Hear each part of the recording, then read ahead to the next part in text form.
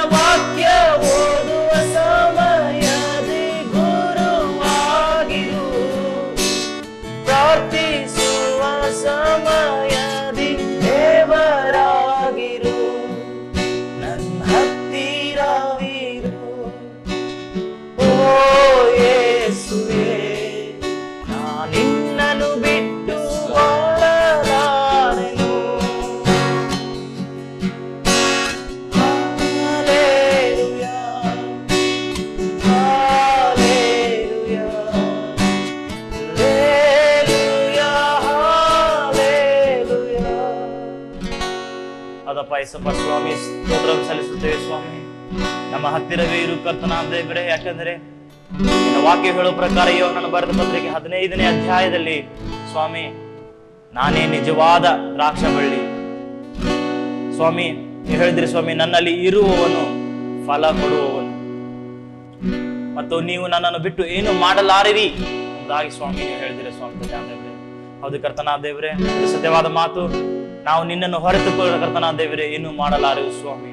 ನೀನು ವಾಗ್ದಾನ ಮಾಡಿದ ಪ್ರಕಾರ ಸ್ವಾಮಿ, ಈಗೋ ಈ ಲೋಕದ ಅಂತ್ಯದವರೆಗೂ ನಾನು ನಿಮ್ಮ ಸಂಗಡ ಇರುತ್ತೇನೆ, ಹೆದರಬೇಡಿರಿ ಎಂಬುದಾಗಿ ಸ್ವಾಮಿ ನೀನು ನನಗೆ ಸಾಂತ್ವನವನ್ನು ನೀಡಿದಂತ ದೇವರು. ಸ್ತೋತ್ರ ಕರ್ತನಾದ ದೇವರೇ.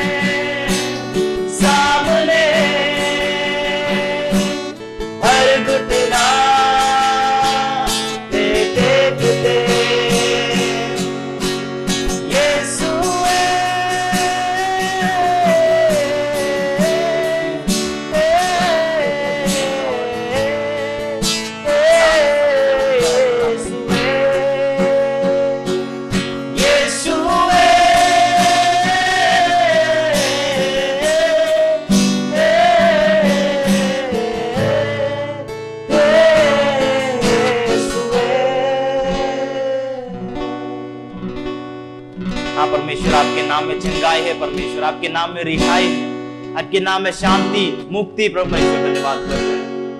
सर्वश्रेष्ठ नाम प्रभु परमेश्वर जो इस संसार में दिया गया है वो सिर्फ केवल यीशु मसीह का नाम है। परमेश्वर धन्यवाद करते हैं। उस नाम के सामने परमेश्वर हर एक घुटना टिकेगा, हर एक जुबान बोलेगी परमेश्वर कि प्रभु यीशु ही परमेश्वर खुदा है। धन्यवाद करते हैं परमेश्वर। ಸ್ತೋತ್ರ ಇದುವರೆಗೂ ನಮ್ಮನ್ನು ಕಾಯ್ದದಕ್ಕಾಗಿ ಸ್ತೋತ್ರ। ಇದುವರೆಗೂ ಸ್ವಾಮಿ ನಡೆಸುತ್ತಿರುವುದು ನಿಮ್ಮ ಕೃಪೆ ಕರ್ತನಾದ ದೇವರೇ। ಸ್ವಾಮಿ ನಮ್ಮ ಜಾಣತನದಿಂದಲ್ಲ ಸ್ವಾಮಿ, ನಮ್ಮ ಒಂದು ಕಾರ್ಯಗಳಿಂದಲ್ಲ ಸ್ವಾಮಿ ತಂದೆ ಆದ ದೇವರೇ, ನಿನ್ನ ಕೃಪೆಯಿಂದಲೇ ನಾವು ಜೀವಿಸುತ್ತಿದ್ದೇವೆ ಸ್ವಾಮಿ।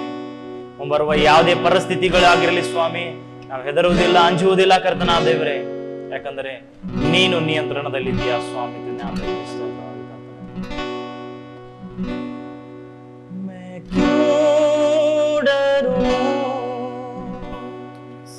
मैं क्यों डरूं, मेरा परमेश्वर मेरे साथ है। मैं क्यों डरूं, मैं क्यों डरूं,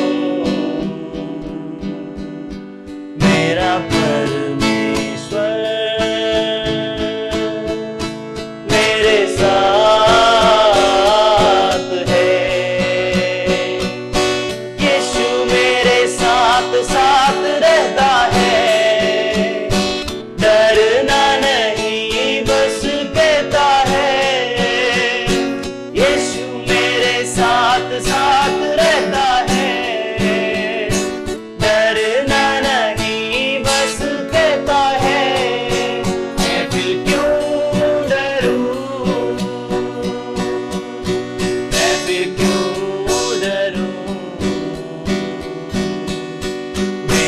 परमेश्वर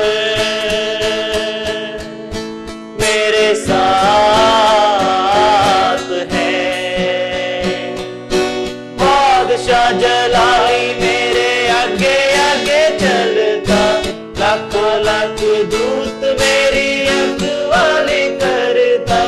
बादशाह जलाली मेरे आगे आगे चलता, लाखों लाख दूत मेरे रखवाली करता। बादशाह जलाली मेरे आगे आगे चलता, लाखों लाख दूत मेरे रखवाली करता। कैसे करूं यीशु मैं तेरा धन्यवाद, कैसे करूं यीशु मैं तेरा धन्यवाद। जहां भी देखूं तेरा जलाल है, मैं क्यों डरा,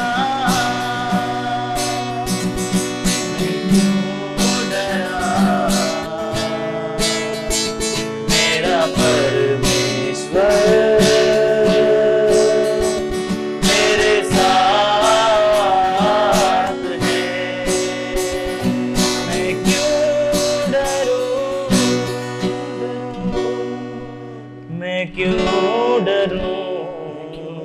डरूं, मेरा जिंदा खुदा मेरे साथ है। खुदा हम धन्यवाद करते हैं परमेश्वर, आप बादशाहों के बादशाह परमेश्वर, जलाली खुदा है परमेश्वर। जहां भी देखे परमेश्वर आपका जलाल हो परमेश्वर।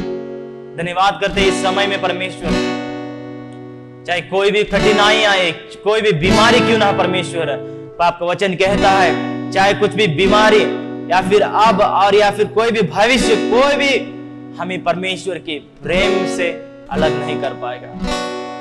हे प्रेमी खुदा हम लोग धन्यवाद देते हैं इस समय में परमेश्वर, हमारी आराधना ग्रहण करने के लिए धन्यवाद देते हैं। और जो भी इस आराधना को सुन रहे हैं परमेश्वर, उनके बंधन खुल जाए परमेश्वर। हम प्रार्थना करते हैं परमेश्वर उनसे बातचीत करने के लिए परमेश्वर, चाहे अन्य लोग परमेश्वर इस आराधना को देख रहे हो परमेश्वर, हम लोग प्रार्थना करते हैं उनके हृदय के द्वार खोलने के लिए परमेश्वर धन्यवाद करते हैं।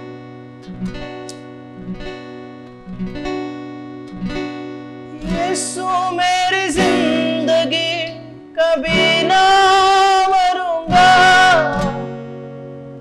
यीशु मेरी जिंदगी कभी ना मरूंगा। मैं ना डरूंगा, विश्वास करूंगा। मैं ना मरूंगा, विश्वास करूंगा। मैं विश्वास करूंगा, मैं विश्वास करूंगा, विश्वास करूंगा, विश्वास करूंगा। यीशु मेरी जिंदगी कभी ना डरूंगा, ना डरूंगा, विश्वास करूंगा। मैं ना डरूंगा, ವಿಶ್ವಾಸ ಕರುಂಗಾ. ಅದು ಕರ್ತನಾದ ದೇವರೇ, ನಾವು ಹೆದರುವಂತವರಲ್ಲ ಸ್ವಾಮಿ, ಯಾಕಂದ್ರೆ ನಿನ್ನ ವಚನದಲ್ಲಿ ನಾವು ಪುನಃ ಪುನಃ ಕೇಳುತ್ತೇವೆ ಸ್ವಾಮಿ, ಹೆದರಬೇಡಿರಿ, ಹೆದರಬೇಡಿರಿ, ನಾನು ನಿಮ್ಮೊಂದಿಗಿದ್ದೇನೆ ಎಂಬುದಾಗಿ ಸ್ವಾಮಿ ತಂದೆ ಆದ ದೇವರೇ. ಆ ಒಂದು ವಚನವು ಸ್ವಾಮಿ ನಮಗೆ ಸ್ವಾಂತನವನ್ನು ನೀಡುತ್ತದೆ ಸ್ವಾಮಿ ತಂದೆ ಆದ ದೇವರೇ. ಸ್ತೋತ್ರ. ಈ ಕಷ್ಟದ ಸಮಯದಲ್ಲಿ ಕರ್ತನಾದ ದೇವರೇ, ಹತ್ತಿರವೇ ಇರು ಯೇಸುವೇ, ಕಷ್ಟದ ಸಮಯದಲ್ಲಿ ಹತ್ತಿರವೇ ಇರು ಯೇಸುವೇ, ಕಷ್ಟದ ಸಮಯದಲ್ಲಿ ನಿನ್ನ ಹೊರತು ಯಾರು ಇಲ್ಲ, ನನಗೆ ಸಹಾಯ ಹಸ್ತ ನೀಡಲು. ನಿನ್ನ ಹೊರತು ಯಾರು ಇಲ್ಲ, ನನಗೆ ಸಹಾಯ ಹಸ್ತ ನೀಡಲು. ಹತ್ತಿರವೇ ಇರು ಯೇಸುವೇ, ಕಷ್ಟದ ಸಮಯದಲ್ಲಿ ಹತ್ತಿರವೇ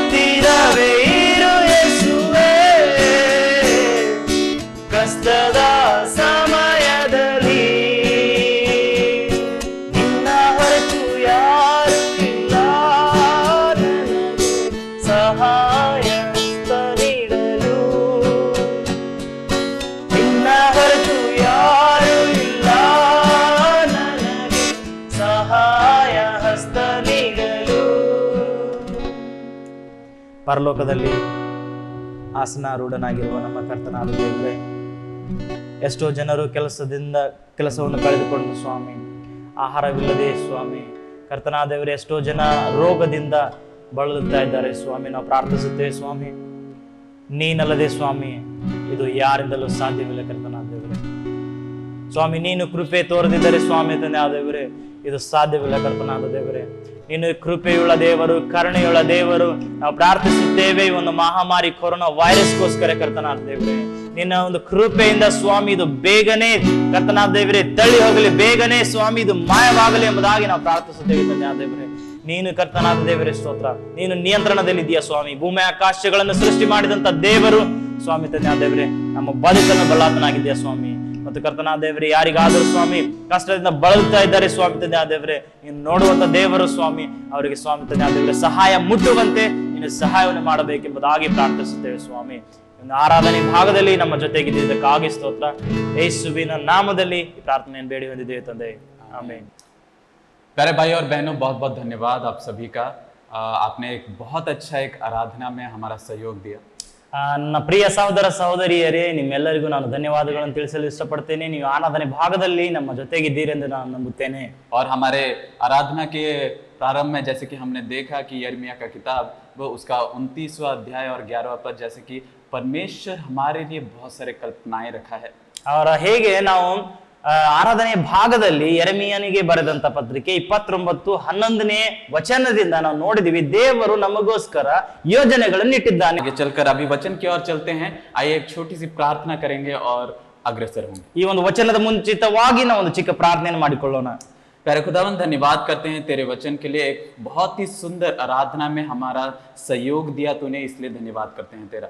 ಕರ್ತನಾದ ದೇವರೇ ಸ್ವಾಮಿ, ಒಂದು ಒಳ್ಳೆ ಆರಾಧನೆ ಭಾಗದಲ್ಲಿ ನಮ್ಮ ಜೊತೆಗಿದ್ದೀಯಾ ಸ್ವಾಮಿ, ಅದಕ್ಕಾಗಿ ನಿನಗೆ ಸ್ತೋತ್ರವನ್ನು ಸಲ್ಲಿಸುತ್ತೇವೆ. खुदावन, अभी जब हम तेरे वचनों में जाएं प्रभु जी, तेरे वचन के द्वारा हर कोई प्रभु जी आशीष पाने सके। ದೇವರೇ, ನಿನ್ನ ವಚನವನ್ನು ಧ್ಯಾನಿಸುವಾಗ ಸ್ವಾಮಿ, ನಿನ್ನ ವಚನದ ಮೂಲಕವಾಗಿ ಪ್ರತಿಯೊಬ್ಬರು ಆಶೀರ್ವದಿಸಲ್ಪಡಬೇಕೆಂಬುದಾಗಿ ನಾವು ಅಪೇಕ್ಷಿಸುತ್ತೇವೆ, ಪ್ರಾರ್ಥಿಸುತ್ತೇವೆ. तेरा वचन जो दो धारी तलवार है प्रभु जी, हर किसी को सच्चाई और झूठ के बीच का फर्क समझाए। ದೇವರೇ, ನಿನ್ನ ಒಂದು ವಾಕ್ಯವು ಈ ಬಾಯಿ ಕತ್ತಿಯಂತೆ ಹರಿತವಾಗಿರುವುದರಿಂದ ಅದು ಸತ್ಯವನ್ನು ಅಸತ್ಯವನ್ನು ಜನರಿಗೆ ತಿಳಿಸುವಂತೆ ಸ್ವಾಮಿ ಸಹಾಯನ ಮಾಡು. हमें चलाएगा ये विश्वास करता हूँ। ಈ ಒಂದು ವಿಶ್ವಾಸ ಬಿಡುತ್ತೇವೆ ಸ್ವಾಮಿ, ನೀವು ನಮ್ಮನ್ನು ನಡೆಸುತ್ತೀರಿ ಎಂಬುದಾಗಿ ನಂಬಿದ್ದೇವೆ.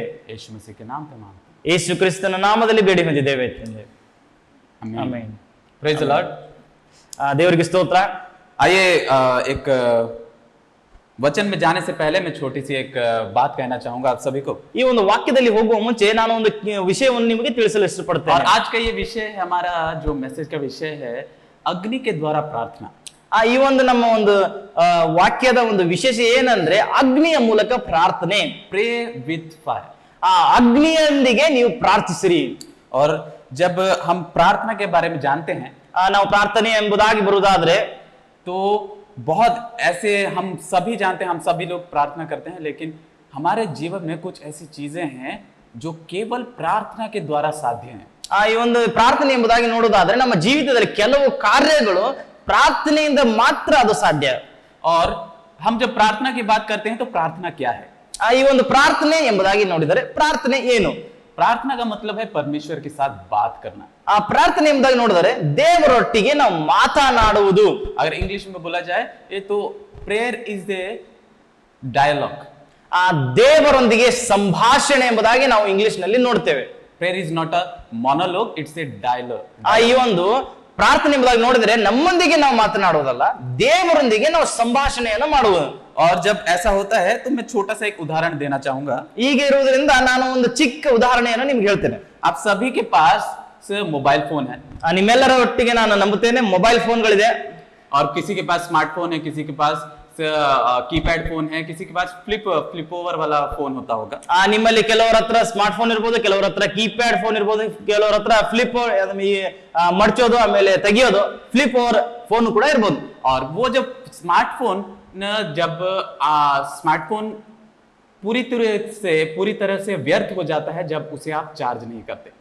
ಈ ಒಂದು ಯಾವುದೇ ಒಂದು ಫೋನ್ ಅನ್ನು ನೀವು ಇಟ್ಟುಕೊಂಡ್ರು ಕೂಡ ಅದರಲ್ಲಿ ಚಾರ್ಜಿಂಗ್ ಇಲ್ಲ, ಬ್ಯಾಟರಿ ಇಲ್ಲ ಅಂದ್ರೆ ಅದು ವ್ಯರ್ಥ. और वैसे ही जब क्योंकि स्मार्टफोन एक ऐसी चीज है वो हमें दुनिया के छोर छोर तक मिलाती है, हमें कनेक्ट करती है। ಈ ಒಂದು ಬ್ಯಾಟರಿ ಬಹಳ ಮುಖ್ಯವಾದದ್ದು. ಈ ಒಂದು ಮೊಬೈಲ್ ಫೋನ್ ನಮ್ಮನ್ನ ಲೋಕದಲ್ಲಿ ಅಂತ್ಯದಿಂದ ಅಂತ್ಯ ಇರುವವರೆಗೂ ವ್ಯಕ್ತಿಯೊಬ್ಬನ್ನ ಅದು ಸಂಪರ್ಕಿಸುತ್ತದೆ. और वैसे ही हमारा जीवन भी परमेश्वर के साथ जब हम बात करते हैं तो ये प्रेयर एक माध्यम है, एक पावर सोर्स है जो हमें कनेक्ट करती है। ಇದೇ ರೀತಿಯಲ್ಲಿ ಜೀವಿತದಲ್ಲಿ ನಾವು ಮಾತನಾಡುವ ಮೂಲಕ ಪ್ರಾರ್ಥನೆ ಎಂಬುದಾಗಿ ನಾವು ನೋಡುವುದಾದರೆ ಇದು ಮನುಷ್ಯನನ್ನ ದೇವರನ್ನ ಇದು ಸಂಪರ್ಕದಲ್ಲಿ ತರುವ ಆಗಿದೆ. और वैसे ही मैं बोलना चाहूंगा भाई और बहनों कि हमारा जीवन भी उस स्मार्टफोन की तरह है। ಅದೇ ರೀತಿಯಾಗಿ ನಾನು ಹೇಳಲು ಇಷ್ಟಪಡ್ತೇನೆ ಸಹೋದರ ಸಹೋದರಿಯರೇ, ನಮ್ಮ ಜೀವಿತವು ಆ ಸ್ಮಾರ್ಟ್ ಫೋನಿನ ಬ್ಯಾಟರಿ ಅಂತಿದೆ. और हम अगर परमेश्वर के साथ कनेक्ट नहीं होते, उस पावर सोर्स के साथ कनेक्ट नहीं होते, तो हम जो कोई कार्य करते हैं हमारे जीवन में वो सारी की सारी व्यर्थ हो जाएंगी। ಅದೇ ರೀತಿಯಲ್ಲಿ ನಾವು ಪ್ರಾರ್ಥನೆಯೊಂದಿಗೆ ದೇವರೊಂದಿಗೆ ನಾವು ಮಾತನಾಡದಿದ್ದರೆ, ನಾವು ಸಂಪರ್ಕದಲ್ಲಿರದಿದ್ದರೆ ನಾವು ಏನೇ ಮಾಡಿದ್ರು ಅದು ವ್ಯರ್ಥ. आप जब हम बाइबल ऐसे कहती है कि जब एक धर्मी इंसान जब प्रार्थना करता है तो परमेश्वर सुनता है। ಆ ಒಂದು ನಾವು ವಾಕ್ಯದಲ್ಲಿ ಓದುತ್ತೇವೆ, ಧಾರ್ಮಿಕನು ಪ್ರಾರ್ಥಿಸಲು ದೇವರು ಆತನ ಪ್ರಾರ್ಥನೆಯನ್ನು ಮೊರೆಯನ್ನು ಕೇಳುತ್ತಾನೆ. धर्मी का मतलब ये नहीं कि हम सब परफेक्ट हैं, नहीं। ಆ ಧಾರ್ಮಿಕನು ಎಂಬುದಾಗಿ ನಾವು ನೋಡೋದಾದರೆ ನಾವೆಲ್ಲರೂ ಪರಿಶುದ್ಧರು, 100ಕ್ಕೆ 100ರಷ್ಟು ಸರಿಯಾಗಿದ್ದೇವೆ ಎಂಬುದಾಗಿ ನಾವು ಹೇಳಲ್ಲ. और ऐसा है कि हम जो पाप करते हैं परमेश्वर के लहू से धोए गए हैं, हम उनके लहू से सच्चाई में ठहरे हैं, हम जब प्रार्थना करते हैं परमेश्वर सुनता है। ಯಾಕೆಂದ್ರೆ ದೇವರು ನಮಗೋಸ್ಕರ ಎಲ್ಲ ನಮ್ಮ ಪಾಪಗಳಿಗೋಸ್ಕರ ಮೂಲ್ಯವಾದ ರಕ್ತವನ್ನು ಸುರಿಸಿದ್ದಾನೆ.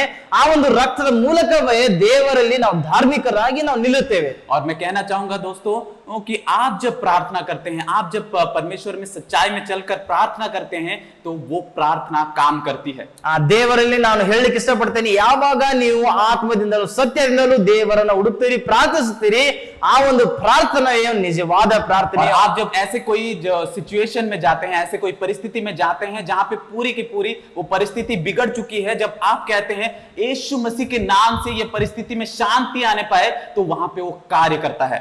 ಯಾವಾಗ್ಲ ನೀವು ಒಂದು ಪರಿಸ್ಥಿತಿಯಲ್ಲಿ ಹೋಗ್ತೀರಾ, ಆ ಕೆಟ್ಟದ ಪರಿಸ್ಥಿತಿಯಲ್ಲಿ ನೀವು ಹೋಗ್ತೀರಾ, ಆ ಪರಿಸ್ಥಿತಿಯಲ್ಲೂ ನೀವು ಹೇಳ್ತೀರಾ ಯೇಸು ಕ್ರಿಸ್ತನ ನಾಮದಲ್ಲಿ ಪರಿಸ್ಥಿತಿಗಳು ಬದಲಾಗಲಿ ಎಂಬುದಾಗಿ ನೀವು ಪ್ರಾರ್ಥಿಸುವುದಾದ್ರೆ ಬದಲಾಗುತ್ತದೆ. एक वचन की ओर चलते हैं, ಬನ್ನಿರಿ ಒಂದು ವಚನವನ್ನು ಓದಿ. दूसरा इतिहास 2ನೇ ಪೂರ್ವ ವೃತ್ತಾಂತ ಕಾಲ, उसका 7वां अध्याय, ಇದರ 7ನೇ ಅಧ್ಯಾಯ, उसका 14वां पद, ಅದರ 14ನೇ ವಚನ. मैं वचन को पढ़ता हूं, अगर आपके पास अगर बाइबल हो तो इस वचन को निकाल कर पढ़ें। ನಾ ಈ ವಚನವನ್ನು ಓದುವಾಗ ನಿಮ್ಮ ಜೊತೆ ಬೈಬಲ್ ಇದ್ರೆ ನೀವು ಆ ವಾಕ್ಯವನ್ನು ಕೂಡ ನಮ್ಮ ಜೊತೆಯಾಗಿ ಓದಬಹುದು. तब यदि मेरी प्रजा के लोग जो मेरे कहलाते हैं, ನನ್ನ ಪ್ರಜೆಗಳು ತಮ್ಮನ್ನು ತಗ್ಗಿಸಿಕೊಂಡು दीन होकर प्रार्थना करें ತಮ್ಮನ್ನು ತಗ್ಗಿಸಿಕೊಂಡು और मेरे दर्शन की खोजी होकर अपने बुरी छल से फिरें, ತಮ್ಮ ಕೆಟ್ಟ ನಡತೆಯನ್ನು ಬಿಟ್ಟು ತಿರುಗಿಕೊಂಡು, तो मैं स्वर्ग में से सुनकर उनका पाप क्षमा करूंगा। ನನ್ನನ್ನು ಪ್ರಾರ್ಥಿಸಿ ನನ್ನ ದರ್ಶನವನ್ನು ಬಯಸುವುದಾದ್ರೆ ನಾನು ಪರಲೋಕದಿಂದ ಲಾಲಿಸಿ ಅವರ ಪಾಪಗಳನ್ನು ಕ್ಷಮಿಸಿ और उनके देश को ज्यों का त्यों कर दूंगा। ಅವರ ದೇಶದಲ್ಲಿ ಆರೋಗ್ಯವನ್ನು ದಯಪಾಲಿಸುವೆನು. Praise the Lord। और यहाँ पे कहता है, साफ तरीके से कहता है कि हम जो परमेश्वर की प्रजा हैं, ನಾವು ದೇವರ ಪ್ರಜೆಗಳಾಗಿರುವುದರಿಂದ दीन होकर प्रार्थना करें, ನಾವು ದೀನರಾಗಿ ನಮ್ಮನ್ನು ತಗ್ಗಿಸಿಕೊಂಡವರಾಗಿ ನಾವು ಪ್ರಾರ್ಥಿಸಬೇಕು. और जब दीन का बात करें ना तो आप लोग कहेंगे कि मैं बहुत सारे पोजीशंस में, हम क्या मानते हैं कि मैं इस पोजीशन में हूं, मैं उस पोजीशन में हूं, हम ये कहते हैं। ನಾವು ದೀನರು, ಬಗ್ಗಿಕೊಳ್ಳುವುದು, ತಗ್ಗಿಸಿಕೊಳ್ಳುವುದು ಎಂಬುದಾಗಿ ನಾವು ನೋಡುವುದಾದರೆ ನಾನು ಎಷ್ಟೋ ದೊಡ್ಡ ದೊಡ್ಡ ಉನ್ನತವಾದ ಸ್ಥಾನದಲ್ಲಿದ್ದೇನೆ ಎಂಬುದಾಗಿ ನಾವು ಹೇಳುತ್ತೇವೆ. आप ये भी कह सकते हैं कि ब्रदर मेरे इतने सारे फॉलोअर्स हैं, ಎಷ್ಟೋ ಸಾರಿ ಜನರು ಹೊಗಳಿಕೊಳ್ತಾರೆ ನನಗೆ ಎಷ್ಟು ಜನ ಹಿಂಬಾಲಕರಿದ್ದಾರೆ ಎಂಬುದಾಗಿ. लेकिन मैं कहना चाहूंगा कि जब आप परमेश्वर के पास आते हैं तो you have to put your crown down. ಆದ್ರೆ ನಾನು ಎಷ್ಟು ನಿಮಗೆ ಹೇಳಲಿಕ್ಕೆ ಇಷ್ಟಪಡ್ತೇನೆ, ದೇವರಲ್ಲಿ ನೀವು ಇರುವುದಾದ್ರೆ ನಿಮ್ಮ ಆ ಒಂದು ಕಿರೀಟವನ್ನ ನೀವು ಕೆಳಗೆ ಇಡಬೇಕು. जब आप परमेश्वर के पास आते हैं तो आपका जो वो मुकुट है, वो मुकुट को आपको नीचे रखना होता है। ಆ ಒಂದು ಉನ್ನತವಾದ ಸ್ಥಾನದಲ್ಲಿ ಇರುವುದರಿಂದಲೂ ಆ ಒಂದು ಕಿರೀಟವನ್ನ ನೀವು ತೆಗೆದು ಇಡಬೇಕು, ಯಾಕಂದ್ರೆ ನೀವು ಕ್ರಿಸ್ತನಲ್ಲಿದ್ದೀರಿ. और परमेश्वर को कोई मतलब नहीं बनता कि आप कौन से पोजीशन में हैं, भले आप प्राइम मिनिस्टर हो या तो फिर किसी भी पोजीशन में क्यों ना हो, परमेश्वर को कोई मतलब नहीं बनता। ಈ ದೇವರಲ್ಲಿ ಇದರ ಯಾವುದೇ ಒಂದು ವಿಷಯವು ಪ್ರಭಾವ ಬೀರುವುದಿಲ್ಲ. ನೀವು ಯಾವ ಉನ್ನತ ಸ್ಥಾನದಲ್ಲಿದ್ದೀರಿ, ಯಾವ ಕೀಳು ಸ್ಥಾನದಲ್ಲಿದ್ದೀರಿ ಎಂಬುದಾಗಿ ದೇವರು ನೋಡುವುದಿಲ್ಲ. और जब आप परमेश्वर के पास आते हैं, परमेश्वर कहता है कि अपने आप को दीन बनाओ। ದೇವರು ಹೇಳ್ತಾ ಇದ್ದಾರೆ, ನೀವು ನಮ್ಮಲ್ಲಿ ಬರುವಾಗ ನಿಮ್ಮನ್ನು ನೀವು ಬಗ್ಗಿಸಿಕೊಂಡು ತಗ್ಗಿಸಿಕೊಂಡವರಾಗಿ, और उसी तरह इसीलिए और उसके आगे हम अगर पढ़ते हैं तो मेरे दर्शन की खोजी होकर, ನನ್ನನ್ನು ಪ್ರಾರ್ಥಿಸಿ ನನ್ನ ದರ್ಶನವನ್ನು ಬಯಸುವವರಾಗಿರಿ ಎಂಬುದಾಗಿ ವಚನ ನೋಡ್ತೇವೆ. यहाँ पे ऐसा नहीं लिखा है कि दर्शन को देखकर। ಈ ಒಂದು ವಚನವು ಹೀಗೆ ಹೇಳ್ತಾ ಇಲ್ಲ, ದರ್ಶನವನ್ನು ನೋಡಿ ಎಂಬುದಾಗಿ. जब हमारा कोई चाबी खो जाता है, ಯಾವುದೇ ಒಂದು ನಮ್ಮ ಒಂದು ಉದಾಹರಣೆಗಾಗಿ ನಾವು ಒಂದು ಚಾವಿಯನ್ನ ಕಳೆದುಕೊಂಡು ಬಿಡ್ತೇವೆ. और उस चाबी को हम ऐसे देखते हैं क्या कि हाँ मैंने यहाँ पे देखा नहीं है, ಆ ಒಂದು ಕೀಲಿ ಕೈಯನ್ನ ನಾವು ಯಾವಾಗ್ಲೂ ಹುಡುಕ್ತಾ ಇರ್ತೀವ, लेकिन हम उसे खोजते हैं। ಅದನ್ನ ನಾವೇನ್ ಮಾಡ್ತೀವಿ, ಜಾಗೃತರಾಗಿ ಎಲ್ಲಿ ಬಿದ್ದಿದೆ ಎಂಬುದಾಗಿ ನಾವು ಹುಡುಕಾಡ್ತಾ ಇರ್ತೀವಿ. चीजों को उलट देते हैं। ಆ ಒಂದು ಎಲ್ಲವೂ ವಸ್ತುಗಳಿರ್ಲಿ, ಯಾವುದೇ ಬೆಡ್ಗಳಿರ್ಲಿ, ಅದೆಲ್ಲ ಕೆಳಗಡೆ ತಲೆ ಕೆಳಗಾಗಿ ಮಾಡಿ ನಾವು ಹುಡುಕ್ತಾ ಇವೆ. चीजों को हटाकर इधर करके गिरा के हम उस चीज को, उस चाबी को हम खोजते हैं। ಈ ಒಂದು ವಸ್ತುಗಳನ್ನಾಗ್ಲಿ ಇದನ್ನಾಗ್ಲಿ ಏನೇ ಆಗ್ಲಿ ನಾವು ಸೈಡಿಗೆ ತೆಗೆದು ಎಲ್ಲವನ್ನು ಕಿತ್ತಿ ಕಿತ್ತಿ ನಾವು ಹುಡುಕಾಡ್ತಾ ಇರ್ತೇವೆ. और उसीलिए परमेश्वर कहता है कि मेरे दर्शन की खोजी बनो, ना को उसे देखो। ಅದಕ್ಕೆ ದೇವರ ವಾಕ್ಯ ಹೇಳ್ತಾ ಇದೆ, ನನ್ನ ದರ್ಶನವನ್ನು ನೋಡಿರಿ ಎಂಬುದಾಗಿ ಅಲ್ಲ, ನನ್ನ ದರ್ಶನವನ್ನು ಹುಡುಕಾಡಿರಿ ಎಂಬುದಾಗಿ ದೇವರ ವಾಕ್ಯ ಹೇಳ್ತದೆ. तीसरी बात, ಮೂರನೇ ಒಂದು, अपनी बुरी छल से फिरो। ನಿಮ್ಮ ಪಾಪ ನಿಮ್ಮ ಕೆಟ್ಟ ನಡತೆಯನ್ನು ಬಿಟ್ಟು ತಿರುಗಿಕೊಳ್ಳಿರಿ ಎಂಬುದಾಗಿ. और जब हम ऐसा कहते हैं बुरी छल से फिरो, तो बहुत सारे लोग इस बात पर सोचने लगते हैं। ನಿಮ್ಮ ಕೆಟ್ಟ ನಡತೆಯನ್ನು ಬಿಟ್ಟು ನೀವು ಹಿಂತಿರುಗಿ ಎಂಬುದಾಗಿ ನೋಡೋದಾದ್ರೆ ಎಷ್ಟೋ ಜನರು ಇದರ ಬಗ್ಗೆ ಯೋಚನೆ ಮಾಡ್ತಾ ಇರ್ತಾರೆ. कितने लोगों को पापों की क्षमा चाहिए? ಎಷ್ಟು ಜನಕ್ಕೆ ನಿಮಗೆ ಪಾಪದ ಒಂದು ನಿವಾರಣೆ ಆಗಬೇಕು? अगर मैं ऐसा पूछूं तो हर किसी के हाथ खड़े होंगे। ಈ ರೀತಿಯಾಗಿ ಒಂದು ಹೇಳೋದಾದ್ರೆ ಎಲ್ಲರೂ ನೀವು ಕೈ ಎತ್ತಿರಿ. इसका मतलब जब कहता है, वचन कहता है बुरी छलों से फिरो, ಈ ರೀತಿಯಲ್ಲಿ ನಾವು ಹೇಳುವುದಾದರೆ ನಿಮ್ಮ ಕೆಟ್ಟ ನಡತೆಯೊಂದಿಗೆ ನೀವು ಕೆಟ್ಟ ನಡತೆಯನ್ನು ಬಿಟ್ಟು ಹಿಂತಿರುಗಿರಿ ಎಂಬುದಾಗಿ. इसका मतलब है रिपेंटेंस, पश्चाताप पड़ना। ಇದರ ಅರ್ಥ ಏನಂದ್ರೆ ನಿಮ್ಮನ್ನ ಪಾಪದಿಂದ ಹಿಂತಿರುಗುವುದು, ಕೆಟ್ಟ ನಡತೆಯಿಂದ ಕೆಟ್ಟ ಕಾರ್ಯಗಳಿಂದ ಹಿಂತಿರುಗಿಸುವುದು. इसका मतलब है आप इस तरफ जा रहे हैं तो आपको मुड़कर इस तरफ आना है। ಹಿಂತಿರುಗುವುದು ಎಂಬುದಾಗಿ ನಾವು ನೋಡೋದಾದರೆ ನೀವು ಈ ರೀತಿಯಲ್ಲಿ ಈ ಒಂದು ಡೈರೆಕ್ಷನ್ ಅಲ್ಲಿ ಹೋಗ್ತಾ ಇದ್ರೆ ಅದರ ವಿರುದ್ಧವಾಗಿ ನೀವು ಬರುವುದು. परमेश्वर कहता है कि मेरी ओर मुड़ो, पश्चाताप करो और मेरी और मुड़ो, मैं तुम्हें ये आशीष करूंगा। ಪಶ್ಚಾತ್ತಾಪದಿಂದ ನೀವು ನನ್ನ ಕಡೆಗೆ ತಿರುಗಿಕೊಳ್ಳಿರಿ, ನಾನು ನಿನ್ನನ್ನು ಆಶೀರ್ವದಿಸುತ್ತೇನೆ ಎಂಬುದಾಗಿ ದೇವರ ವಾಕ್ಯ ಹೇಳ್ತಾ ಇದೆ. जब ऐसा सब करते हैं हम, ಈ ಒಂದು ಈ ರೀತಿಯಾಗಿ ನಾವು ಮಾಡೋದ್ರಿಂದ परमेश्वर का एक वायदा वहां पे लिखा है, देखिए, ಅಲ್ಲಿ ದೇವರ ಒಂದು ವಾಗ್ದಾನವನ್ನು ನಾವು ನೋಡುತ್ತೇವೆ. तो मैं स्वर्ग में से सुनकर उनका पाप क्षमा करूंगा। ನಾನು ಸ್ವರ್ಗದಿಂದ ಅವರ ಮಾತನ್ನು ಕೇಳಿ ಅವರ ಪಾಪಗಳನ್ನ ನಾನು ಕ್ಷಮಿಸುತ್ತೇನೆ. इस परिस्थिति में मैं इतना कहना चाहूंगा कि ये जो परिस्थिति है, ये परीक्षा का समय है। ಈ ಒಂದು ಪರಿಸ್ಥಿತಿಯಲ್ಲಿ ನಾನು ಹೇಳಲಿಕ್ಕೆ ಇಷ್ಟಪಡ್ತೀನಿ, ಈ ಪರಿಸ್ಥಿತಿಯು ನಮ್ಮನ್ನೇ ನಾವು ಒಂದು ಪರೀಕ್ಷಿಸಿಕೊಳ್ಳುವಂತ ಸಮಯ. और हमें परीक्षा करनी है कि हमारा जीवन कैसा है, ನಮ್ಮನ್ನೇ ನಾವು ಪರೀಕ್ಷಿಸಿಕೊಳ್ಳಬೇಕು, ನಮ್ಮ ಜೀವಿತ ಹೇಗಿದೆ, और हमारा प्रार्थना का जीवन है या नहीं, ನಾನು ಪ್ರಾರ್ಥನೆ ಜೀವಿಸ್ತಾ ಇದ್ದೀನಾ ಇಲ್ವಾ, हम दीन है या नहीं, ನಾನು ದೀನನಾಗಿದ್ದೇನಾ ಇಲ್ವಾ, हम खोजी बन रहे हैं या नहीं। ನಾವು ದೇವರ ದರ್ಶನವನ್ನು ಹುಡುಕ್ತಾ ಇದೀವಾ ಇಲ್ವಾ. परमेश्वर आप सभी को इस वचन के द्वारा आशीष करे। ದೇವರು ನಿಮ್ಮೆಲ್ಲರನ್ನು ಈ ಒಂದು ವಚನದ ಮೂಲಕ ಆಶೀರ್ವದಿಸಲಿ. और हमें जिस तरह प्रार्थना का जीवन बिताना है, जैसा वचन कहता है वैसा बिताइएगा। ಈ ಒಂದು ವಚನ ಹೇಳುವ ಪ್ರಕಾರವಾಗಿ ನಮ್ಮ ಪ್ರಾರ್ಥನೆ ಜೀವಿತವನ್ನು ನಾವು ಕಳೆಯುವುದಕ್ಕೆ ನಾವು ಪ್ರಯತ್ನಿಸೋಣ. आइए प्रार्थना करते हैं। मैं आप सभी के लिए प्रार्थना करना चाहूंगा। ನಾವು ಎಲ್ಲರೂ ಸೇರಿ ಪ್ರಾರ್ಥಿಸೋಣ. ನಾನು ವಿಶೇಷವಾಗಿ ನಿಮ್ಮೆಲ್ಲರಿಗೋಸ್ಕರ ನಾನು ಪ್ರಾರ್ಥಿಸಲು ಬಯಸುತ್ತೇನೆ. प्यारे खुदा, धन्यवाद करते हैं इस सुंदर समय के लिए। ದೇವರೇ, ಈ ಒಂದು ಒಳ್ಳೆಯ ಸಮಯಕ್ಕಾಗಿ ನಿಮಗೆ ಸ್ತೋತ್ರವನ್ನು ಸಲ್ಲಿಸುತ್ತೇವೆ ಸ್ವಾಮಿ. खुदावन, तेरा वचन कहता है कि हमें तेरे ये दर्शन की खोजी बनना है। ಆ ದೇವರೇ ನಿನ್ನ ವಾಕ್ಯ ಹೇಳ್ತದೆ ಸ್ವಾಮಿ, ನೀನು ನನ್ನ ದರ್ಶನವನ್ನು ಹುಡುಕಿರಿ ಎಂಬುದಾಗಿ. और हम उस तरह से प्रभु जी खोजी बन सके। ಅದೇ ರೀತಿಯಲ್ಲಿ ನಾವು ಹುಡುಕುವವರಾಗಿರಬೇಕು ಸ್ವಾಮಿ. और तेरा वचन कहता है कि हमें दीन होकर प्रार्थना करना है। ನಿನ್ನ ವಚನ ಹೇಳ್ತದೆ ಸ್ವಾಮಿ, ನಾವು ದೀನರಾಗಿ ಪ್ರಾರ್ಥಿಸಬೇಕು ಎಂಬುದಾಗಿ. और प्रभु जी हमें अपने बुरे कामों से पीछे हटकर परमेश्वर की तेरी ओर चलना है। ದೇವರೇ, ನಮ್ಮ ಕೆಟ್ಟ ಕಾರ್ಯಗಳಿಂದ ನಾವು ಹಿಂತಿರುಗಿ ನಿನ್ನ ಒಂದು ಕಾರ್ಯದ ನಿನ್ನ ಕಡೆ ನಾವು ಸಾಗಬೇಕೆಂಬುದಾಗಿ. और ऐसे समय में प्रभु जी हम अपने जीवन को फिर से एक परीक्षा में डालकर ये जान सकें कि हमने क्या गलत कर रहे थे और अभी हमें क्या करनी है। ಅದೇ ರೀತಿಯಲ್ಲಿ ಸ್ವಾಮಿ ದೇವರು ಮತ್ತೊಂದು ಸಾರಿ ನಾವು ನಮ್ಮನ್ನೇ ಪರೀಕ್ಷಿಸಿಕೊಂಡವರಾಗಿ ನಾವು ಏನು ತಪ್ಪು ಮಾಡ್ತಾ ಇದ್ದೇವು, ನಾವು ಏನು ಸರಿಯಾದ ಮಾರ್ಗದಲ್ಲಿ ನಡೆಯಬೇಕು ಎಂಬುದಾಗಿ ಸ್ವಾಮಿ ನಮಗೆ ತಿಳಿಯಪಡಿಸು. तूने ये परीक्षा का समय हमारे जीवन में लाया, इसलिए धन्यवाद। ಈ ಒಂದು ಪರೀಕ್ಷೆಯ ಒಂದು ವೇಳೆ ಸ್ವಾಮಿ ದೇವರು ನಮ್ಮ ಜೀವಿತದಲ್ಲಿ ನೀನು ತಂದಿದ್ದೀಯಾ ಸ್ವಾಮಿ, ಅದಕ್ಕಾಗಿ ಸ್ತೋತ್ರ. और जो भी लोग इस वीडियो को देख रहे हैं और वचनों को सुन रहे हैं, ಈ ಒಂದು ವಿಡಿಯೋವನ್ನು ನೋಡ್ತಿರುವಂಥ ಮತ್ತು ವಾಕ್ಯಗಳನ್ನ ಕೇಳ್ತಿರುವಂಥ ಪ್ರತಿಯೊಬ್ಬರಿಗೂ ನಾನು ಹೇಳಲು ಬಯಸ್ತೇನೆ ಸ್ವಾಮಿ. वृद्ध से लेकर जवान तक प्रभु जी, ಈ ಒಂದು ಎಲ್ಲ ಒಂದು ಯುವಕರಾಗ್ಲಿ ಮುದುಕರಾಗ್ಲಿ ಎಲ್ಲ ರೀತಿಯ ಜನರು प्रभु जी हर किसी को आशीष दे। ಆ ಪ್ರತಿಯೊಬ್ಬರಿಗೆ ನೀನು ಆಶೀರ್ವಾದಿಸು. उनके मन के आंखों को खोल ಆ ಒಂದು ಹೃದಯದ ಅವರ ದ್ವಾರವನ್ನು ತೆರಿಬೇಕು, ಕಣ್ಣುಗಳನ್ನು ತೆರಿಬೇಕೆಂಬುದಾಗಿ. और वो जान सकें कि उन्हें क्या करना है, वैसा एक बुद्धि दे। ಅವರು ಅದನ್ನು ತಿಳಿದುಕೊಳ್ಳುವುದು ಬೇಕೆಂಬುದಾಗಿ ನಾವು ಪ್ರಾರ್ಥಿಸುತ್ತೇವೆ ತಂದೆ ಆ ದೇವರೇ. सारा आदर सारी महिमा हम तुझे देते हैं। ಎಲ್ಲ ಘನ ಮಾನ ಮಹಿಮೆ ನಿನಗೆ ಸಲ್ಲಿಸುತ್ತೇವೆ. यीशु मसीह के नाम पे दे, ಯೇಸು ಕ್ರಿಸ್ತನ ನಾಮದಲ್ಲಿ ಚಿಕ್ಕ ಪ್ರಾರ್ಥನೆಯನ್ನು ಪ್ರಾರ್ಥಿಸುತ್ತೇವೆ ತಂದೆ. आमीन। ಆಮೆನ್.